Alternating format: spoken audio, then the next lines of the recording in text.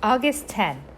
This afternoon, the fox sent a dozen men into town to see if a package had come. Naturally, Uncle got a short straw again. Prosperity's going to go.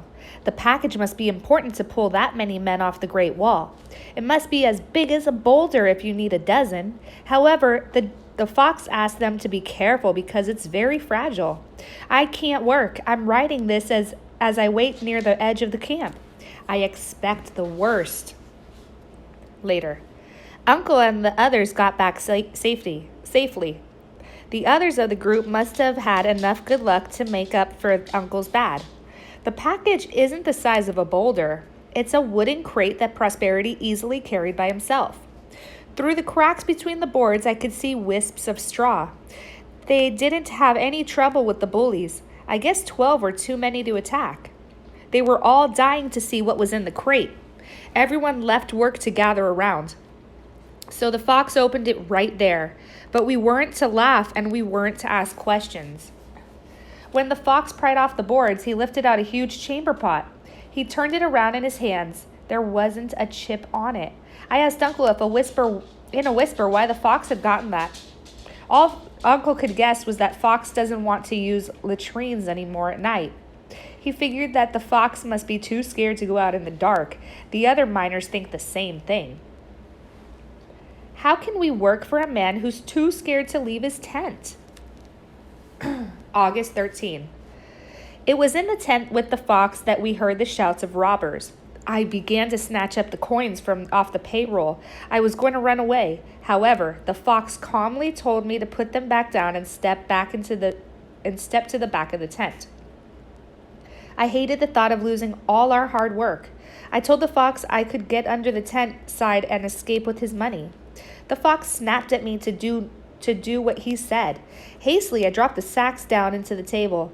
Suddenly, the flap was thrown back. 3 robbers stood there. The cowards wore cloths over their mouths. Even so, their eyes and their hair color said they were Americans. Beyond them, I could see angry miners and my worried uncle. 2 of the robbers stayed outside with drawn guns, while the third strolled into the tent in broad daylight, as if he didn't have a care in the world. He spoke American when he demanded our money.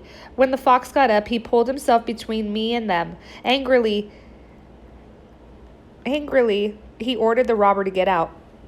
The robber hit the fox so hard with his pistol that the fox fell down. He shouted in American for the robber to stop and to go away. The fox yelled back in Chinese for me to be quiet. Then he pointed to the table and told the robber in American to take the money and not hurt him anymore. The robber picked up the coins and stuffed them into his pockets. His laugh rubbed my ears like a plane on wood. From outside, I heard the crew protesting angrily in Chinese, and then a gun blast. I ran towards the tent flap. Rising to his knees, the fox tackled me and ordered me to wait. "He shot someone," I said. "Then you'd be hearing screams, and the camp would be stampeding to get out of their way," the fox explained. "The robbers just shot into the air to make everyone back up." Outside, all I heard was anger rather than fear. The sound diminished as they followed the thieves out of the camp. Uncle came in to check on me. For someone who had just been beaten and robbed, the fox seemed very calm. He let me go and told Uncle that we were both all right and to go back outside. The fox had me bring him a jar of salve from near his sleeping mat. As I dabbed the salve onto his cheek, he told me to listen to him next time. I was stunned.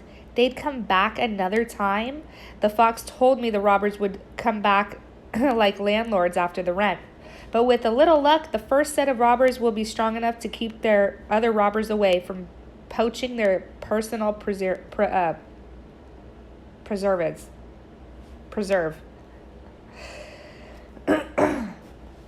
I didn't think it was fair and said so. The fox said we didn't have much choice. I remembered what he told me about the courts here.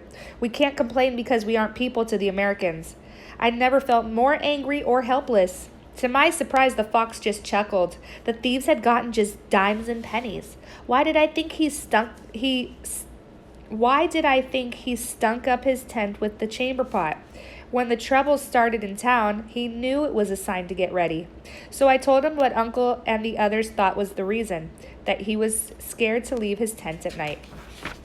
The fox started to laugh, but his bruise hurt too much, so he had to stop. He made me promise not to tell anyone, not even Uncle, what he was going to show me. Then he reached into the chamber pot and pulled up a pocket wrapped in oilcloth. This was his strong box. That's why he had such a big chamber pot. They'd never look in there. I'd been all wrong about the fox. Where there's no law, you have to use your own wits, the fox said. As the fox cleaned his hands, he gave me a stern look. If we shoot any white men, even if he is a robber, we'll all be lynched. All the mob would care about is the color of the victim's skin. And then he said something that I always wanted to remember. Remember what? The real strong man doesn't fight back. The real strong man takes it and lives on. The family always comes first. Your ghost can't send them money. Of course, I asked the fox why he had fought off the gold then. The fox explained that he couldn't make the thief look too easy. He couldn't make the theft look too easy, or they would have become suspicious. I see how the boss got his name. He has a lot to teach me about being a guest of the Golden Mountain. I just hope I live long enough to learn. August 16. Such a crazy time. Everything has to be done in a hurry. The crews are building the Great Wall out of the logs and planks, but the river hates being stopped. It keeps bashing at the dam. Sometimes Uncle and the others have to go into the cold water. They shout and shiver as they hammer the boards against the logs. They have to put their heads under the water since the logs are submerged. Also, the water itself softens the force of their blows, and the icy temperature saps their strength. My hands go numb whenever I get water from the river. I don't think I could make it if I had to put my whole body in there. The fox has had to start setting them to work in teams. One comes out and the next enters the water to work. Then the resting team can dry itself off and warm up. I stay on shore keeping a fire going and tea boiling so crewmen can dry off. Have to get more firewood now. Later. We nearly lost Prosperity. The river knocked him off his feet while he was working on the logs. One moment I heard the scream, the next I saw him already 3 meters downriver. He managed to grab a hold of a root, but the man near him wouldn't help. They just stood around shouting instructions to Prosperity and one another. I just stood there too, with my mouth open. The fox himself ran to the rescue, his hat flying off. He looked a little funny, hopping first on one foot and then on another as he pulled off his boots, then grabbing a rope as he dove into the river. Once again, the fox earned his name. He let the currents carry him to Prosperity. Then the fox managed to get the rope tied around the waist of the drowning man. When we hauled them both to shore, both were blue from the cold. As soon as he had his breath back, though, the fox ordered everyone to get back to work. He sent for blankets. Prosperity was finished for the day and went back to his tent, the fox staying close by, supervising. The blanket was around his shoulders and the cup of tea between his hands. He was so busy shouting instructions that I don't think he ever drank it. The fox is an amazing man. He's brave as well as clever. More than I ever felt like a runt. I just stood there and did nothing. I don't think I'll ever be a true guest of the Golden Mountain. Still later. The first part of the wing dam is done. The last log didn't get set and nailed until sunset. There's still quite a bit of water flowing through. The fox walked through the top log and then splashed into the river itself. Every few steps his head would disappear as he dove to check the Great Wall. Then he had inspected the last piece. He announced that it would hold. Uncle fell asleep in our tent, too exhausted to eat. I can barely hold my pencil to write these few words. August 17. We're still working on the Great Wall. August 20. This morning we began to haul baskets of soils to the river. The dirt is almost like clay. It's so heavy. We dump it over the face of the Great Wall faster than the river can wash it away. Then we add bots that have been saved from the trimmed trees. Even so, the river is determined to keep it to its bed, to find cracks and sloshes inside. It finds cracks and sloshes inside. The water's still a meter high inside the Great Wall. August 22.